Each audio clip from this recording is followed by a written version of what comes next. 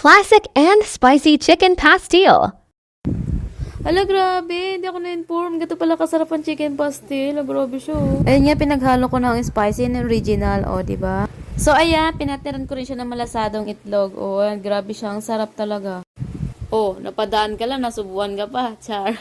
Tara, kain tayo. Ayan, nasarap talaga sobra. Hindi tinipid sa Ricardo. Sayang kahit ito ulit-ulit ang ulam ko, hindi ako magsasawa. Sobrang sarap. Ayan, kahit anong i-partner mo sa kanya, solid, sobrang sarap. Ayan, nanuha ko nga siya ng kimchi kasi mahilig ako sa spicy. Ayan. Ayan, and very convenient and perfect to sa mga busy person na wala nang time makapagluto. So, kanin na lang ang kulang, very satisfied na ang craving mo, oh, diba? And malaki din ang kanyang lagayan, yung kayang jar, ayan, hindi tinipid, punong-puno, siksik.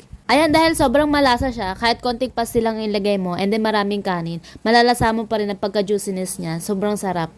Ayan, kahit ito ang ulam ko araw-araw, hindi ako mananawa. Kahit anong i-partner nyo sa pastil, masarap siya. Try nyo. Very satisfied ang craving mo dito sa classic and spicy chicken pastil.